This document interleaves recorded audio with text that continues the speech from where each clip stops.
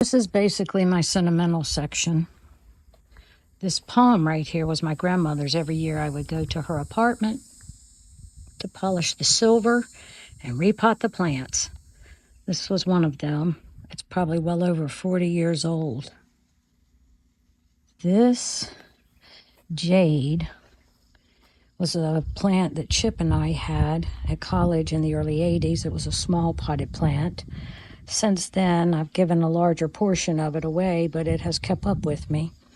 This past year, it actually bloomed the most beautiful white flowers I had ever seen in all the years.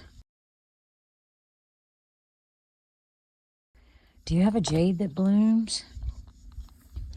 This plant, I don't know what it is, but if you do, please tell me. It blooms these beautiful pink flowers.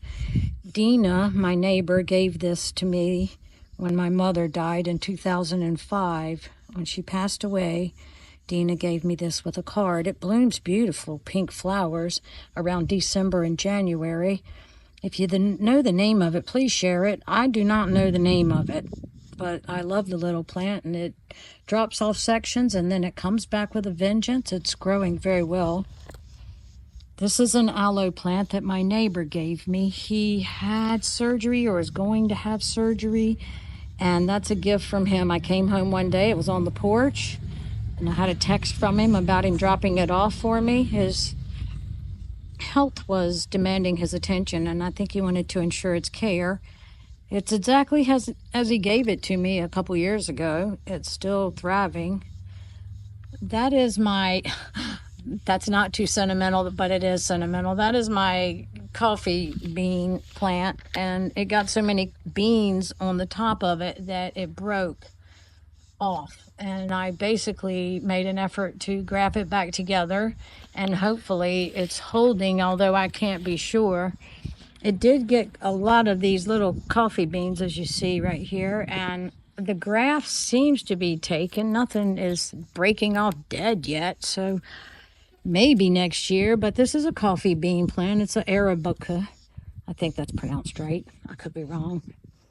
I'm not real partial to knowing all that stuff, but this is one of the olive trees. It's not sentimental. I just brought it in here to hang out with these guys because it's kind of sprawly, and I'm going to have to take them in for the winter. Here's another one right here. They're doing well. These olive trees grow good in zone 8.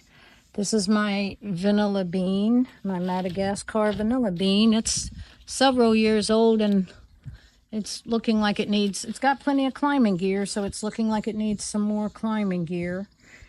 The vanilla bean came from a little spraggly piece. There's a section right there. That's about what it looked like when I got it. I don't remember where I got it, but I've had it several years, and I take it in the winter. The Wandering Jew back here. This was my mother's Wandering Jew. These are very old. She had them with her when she lived in Louisa. They were actually 15 feet long at one time. I can remember moving them from Norfolk after she left Louisa to move to Norfolk, and then to here when she moved in around 1999. I don't know how old they actually are, but I remember measuring them one time, and they were almost 15 feet long. I couldn't believe it. I have gotten them over 8 feet since she passed away. I just repotted them because I almost lost them to root rot, but they seem to be doing very well. And I'm battling a blight with my pawpaw, so it's in here. And here's another pawpaw that's having a blight issue. This is a bay leaf tree. The bay leaf is one that my neighbor had a big tree of, and I stopped by one day and I said, do you mind if I grab a piece of that? And he was like, okay, yeah. He was a deputy on the island here. And so I pulled a piece off and stuck it in some root growth, and voila, there it is. It's about 4 years old. As you can see, it doesn't have many leaves on it because I keep busting them off every so often. And this is my suffering wasabi. Poor thing, it's suffering. I'm trying to get it recovered as best I can, and hopefully it'll survive over time. I've been making efforts. I'm not the greatest with wasabi, so it's a learning effort. If you have any tips, please share them. This spider plant was also my mother's. It came with her. It's been in the family forever. I cannot even remember how old it is. They were some of my, a long time ago, my best friend gave me some babies out of hers. It was in the early 90s. Robin had a huge spider plant, and it kept dropping babies, and she'd bring them to me in a cup wrapped in plastic.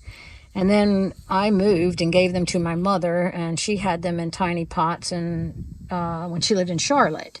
And so then over time they reached this size, and the rest is history. I recently repotted them. They came back to live with me when my mother came to live with me. And after that, this is a trellis my nephew made for all of the three sisters. He used my father's wood shop equipment. I was just looking at it. It's outgrowing. It needs some more room. This is a pepper plant, black pepper, the stuff you put on your table with the salt. This is a nice black pepper plant. It's been doing well. I leave it in the pot up against the trellis and make it burlap with a lot of core in it to grow on, and it likes it. I get it wet. I have to expand it. It's growing. Just like, I guess that and the vanilla bean are going to need new trellises soon. And the olive tree is doing pretty good. Hopefully they'll survive well. I've just got to get the pawpaws well again. Poor things. Other than that, there's another pawpaw that was suffering. I don't know if it's going to survive or not, but this is my little sentimental corner. Do you have a sentimental plant that you've grown or inherited or taken care of or adopted or came home and found on your doorstep? I would love to hear about it. Thanks for your time, and we'll move on to the citrus corner next.